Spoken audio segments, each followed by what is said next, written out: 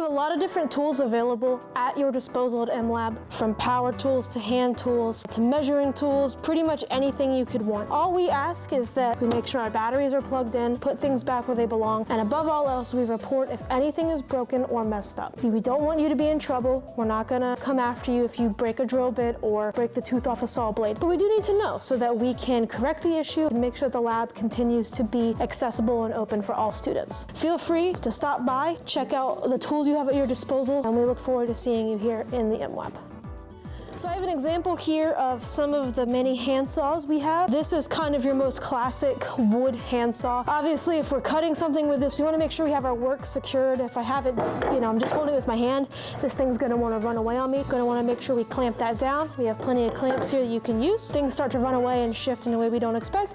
That's usually when we start to have problems. The next saw I have here, a metal saw, and we can tell that it's a metal saw because we have those small, tight teeth, whereas on this we have the larger, coarse teeth. And we've got these two kind of multi-use saws here. This first one is a removable blade. This is a little metal saw. It's even labeled, but you can again tell, versus our wooden multi-purpose saw blade here. If we need something that's tight, we're doing tighter cuts that maybe we can't get our larger saws in, we can go in with these. It's really important, like I said, make sure your work is held down. Make sure you're using the right saw blade. If you use a wood saw blade on metal, it's not going to be a wood saw blade anymore. It's going to be a flat stick of metal. If you use a metal saw blade on wood, it's just really inefficient. The consequences aren't as severe, but just make sure you're being mindful of that and are fully aware of what you're doing while you're working in the MLab. Okay, so I'm going to be talking a little bit about how to use a drill and an impact and when to use one versus the other. So starting with our basic hand drill here, a lot of people have used one of these before, but a lot of people don't really know what the settings do. So we have our chuck here to clamp down on our drill bit, and if you listen, you can hear it ratchet. That means we're nice and tight on our drill bit. You want to make sure you hear that click. This is a battery powered hand drill, so we'll go ahead and pop our battery in here. If you look closely, you'll see we have these numbers here, and basically that's our clutch, and what that controls is the amount of torque that our drill is limited to. So if we're doing something really delicate, we're drilling really fine screws, we're gonna want to make sure to have this set on the lower number, versus if we just want full blast, maximum torque, we go all the way up to our biggest number. And all that does is basically tops out the amount of torque the drill can put out to protect delicate screw heads and things like that. We've also got this settings on the top here. We've got a hammer, our screw, and our drill bit, and these are for exactly what you would think. Drilling a hole, screwing in something, and then the hammer kind of more emulates our impact driver, which we'll get to in a second. And then we've got these two numbers here. 2 is going to be our higher speed, lower torque setting. Again, we're just trying to kind of delicately drill through something, versus 1, so we've got something tougher, a bigger bolt or a bigger hole we're trying to drill, and we want our lower speed, higher torque setting. Moving over to our impact driver, you'll see the first thing difference between a drill and an impact driver is it's a lot less complicated. There's a lot less settings on here, and that's because basically it has one speed. You pull the trigger down, it goes. It puts out one amount of torque. If I push my finger down a little bit, I can make it go slower, but for the most part, it's just putting out that single torque that it's designed to. A little bit different how we load in our bit, and we just pull this forward, slot our bit in, make sure it's nice and snug. I usually like to tug on it to make sure that it is in there. One thing that is common between both of these is they have a forward and reverse. So you can see right now I'm in forward, I'll pop this button through, and now I'm in reverse. So if I'm driving a screw and then pulling it back out. So you've got these two little buttons on the side, nice and handy for you to tap with your finger. When we're done, we'll take the battery back out, make sure you put it back on the charger so it's ready for the next person, and we are good to go. As always, if you have any questions, anyone here at the MLab will be more than happy to help.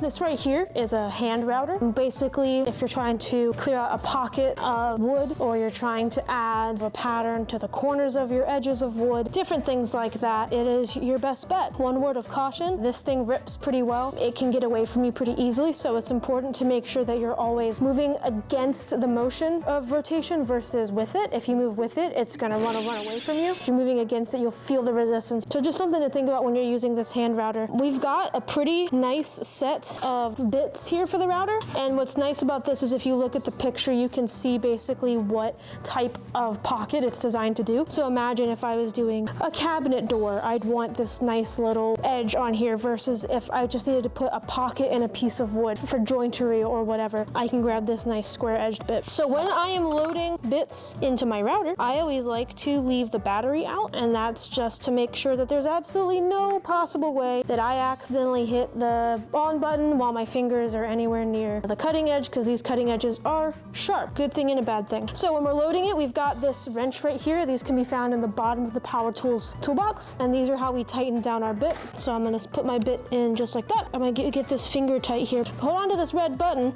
That keeps the head from rotating, so I can actually go in with this wrench and get it nice and tight. If I weren't holding the red button, it would just spin freely. Same thing as with any other tool. You wanna make sure you get nice and tight. You do not want your tool flying out on you. So the other thing about this machine that's kind of cool is you can actually adjust the height. So this is where you'll be sitting on your piece of wood. So this is how it's gonna be sitting. Let's say I know I want a depth of 1/2 inch or something like that. I can go in, unlock this, and then this will move this guard up and down. So if I want less depth, this locks it in place. Now you can see I'm barely taking any of a cut, versus if I crank on it the other way, I will take a deeper cut. So that's how you set your depth of cut on this hand router. That's our depth of cut right there. And then the other thing we've got here, this scroll wheel on the side, that is your speed. So 1 being the lowest and 6 being the fastest. And like I mentioned before, this thing rips. It rotates in a clockwise fashion.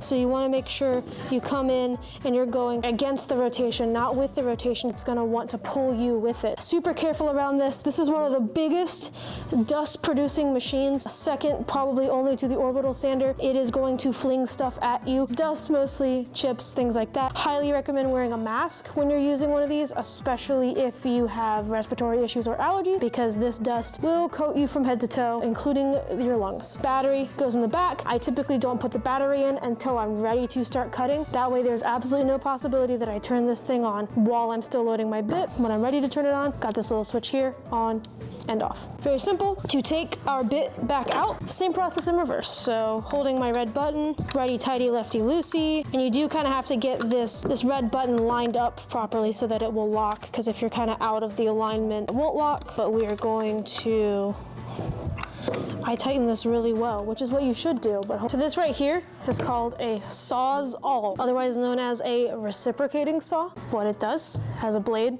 comes in and out, and it saws through basically anything. Has 1 speed. So if I have a bar of metal or a bar of wood that I'm trying to cut through, this is what I can use to do it. In this case right here, we have a couple different types of blades. Here are your kind of shorter blades. The good news is they're labeled that these are for metal. This right here is a prime example of a wood saw. Hopefully you can see the difference. One is much coarser, much bigger teeth. One is much finer. Similar to our hand router, I like to leave the battery out, and that's simply because it's very easy when you're futzing with the blade to accidentally pull the trigger. It does have this right here. This is a locking mechanism, so you can see it's currently locked, which means the trigger won't compress. It's also, if I unlock it, now I can pull the trigger. There's no battery in it, so it doesn't make any noise. I like to leave it locked. I like to leave the battery out. In order to insert this blade, you'll see that has this little hole in this little tab right here. I'm going to pull this all the way, stick this guy in here, let it go. And if I pull on it, it's nice and in. What I'm looking at here, into that little gap. Now I feel comfortable to put my battery in. My lock is on. I unlock it.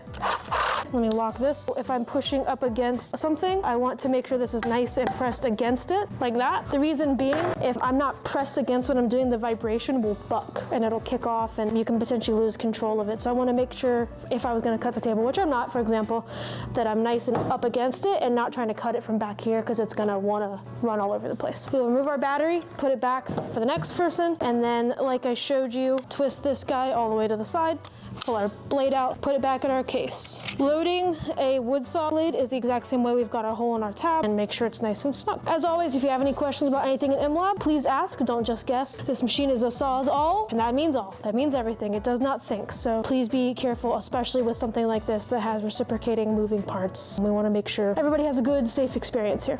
All right, so this right here is what we would call an orbital sander. It's a little bit different than your traditional sander. This bottom section, in addition to the vibration, actually rotates. It moves in a generally orbital pattern, and that's why it's called your orbital sander. Put our battery on. How to turn this on? It actually looks really similar to a drill reverse switch. We've got this switch right here. We'll turn it on. pushing the other side to turn it off. If we look down here when it stops spinning, we have this removable sanding pad right here, which we have plenty of. They're adhesive, so obviously I peel this off, I can't put the same one back on, but it's really important when you put one of these on to make sure that these holes line up with the holes on the sander. And that's simply because this sander is going to pull the sawdust away from the working area. And so we want to make sure that we keep that pathway clear. One other thing that's a little bit unique about an orbital sander is we can actually adjust the speed. So if I turn this on, so we can go pretty fast. Don't always need to go that fast. Orbital sanders are really great when you have, let's say, a desk that you're building, or let's say a cutting board, get that nice smooth surface. What's nice about the orbital motion is that you're sanding in multiple directions at once, so you're not have to worry about sanding only one direction, leaving marks, things like that. So a really good way to get a nice smooth finish on whatever you're working on. We have different grits of patches, so this is a 80 grit. As always, when you use any power tool in our lab, make sure you disconnect the battery. A little bit smoother than that, put it back on the charger for the next person. As always, if you have any questions about anything in MLab, feel free to reach out to any of our staff. We're more than happy to answer your questions.